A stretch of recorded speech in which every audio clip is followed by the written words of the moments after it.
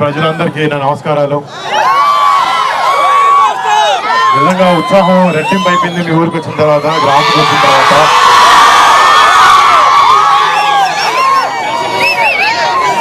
పదేళ్ల నుంచి ఎక్కువ సక్సెస్ లేకపోయినా కూడా జనాలకి మంచి చేయాలనేది అనే ఒక లక్ష్యంతో రాజకీయాల్లోకి వచ్చిన కళ్యాణ్ బాబాయ్కి ఎన్నో ఎదురింపులు ఫేస్ చేశారు, ఎన్నో మాటలు పడ్డారు.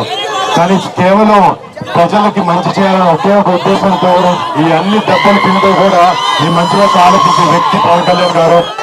అలాంటి పవన్ కళ్యాణ్ గారు మీ పిఠాపురం కాన్స్టిట్యున్సీలో ఎమ్మెల్యే అభ్యర్థిగా నిలబడడం, నిజంగా ఆయన కొడుకుగా ఇక్కడికి వచ్చి మా బాబాయ్కి మా తండ్రి లాంటి వ్యక్తి అయినా ఆయనకి ఓటేనని చెప్పడానికి నేను నిజంగా చాలా ఆనందపడుతున్నాను.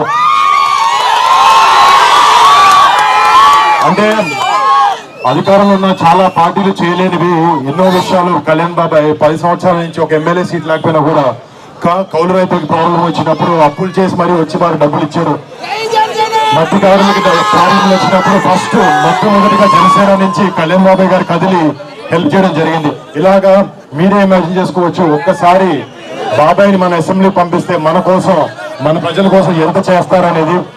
అండ్ మీ అందరి సపోర్ట్, ప్రేమ ఎప్పుడు కళ్యాణ్ బాబాయ్కి ఉండాలి, మా పవన్ కళ్యాణ్ గారికి ఉండాలి. అండ్ ఆయన ఎప్పుడు ఆయన నిజంగా చెప్పాలంటే చిన్నప్పటి నుంచి మా ఇంట్లో మేము ఎంత కుటుంబ సభ్యులా ఫీల్ అవుతామో ఆయన మిమ్మల్ని అందరినీ ఆయన సొంత కుటుంబ సభ్యుల్లా ఫీల్ అవుతూ ఉంటారు. బహుశా అందుకే ఆయన మా ఇల్లు వదిలేసి పండుగలప్పుడు కూడా ఇక్కడ మీతో పాటే ఉంటూ ఉంటారు. అండ్ నిజంగా ఆయనకు మీ మీద ఉన్న ప్రేమ, ఆయనకు మీ మీద ఉన్న ప్రేమ, మీకు ఆయన మీద ఉన్న ప్రేమ ఇది ఎప్పటికీ ఇలానే ఉండాలి. ఈసారి వచ్చే May 13th ఎన్నికల్లో ఎమ్మెల్యేగా మీరు పవన్ కళ్యాణ్ గారికి ఓటేసి, గ్లాస్ కి ఓటేసి బాబాయ్ని అత్యధిక మెజారిటీలో గెలిపించాలని కోరుకుంటున్నాను. అలాగే మన కాకినాడ ఎంపీ అభ్యర్థి మన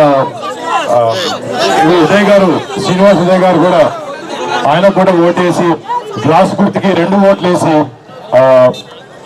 ఎంతో మెజారిటీతో గ్లాస్ గుర్తుని జనసేనని గెలిపించాలని కోరుకుంటున్నాం. జై జనసేన, జై టీడీపీ, జై బీజేపీ, జై పవన్ కళ్యాణ్, జై హింద్.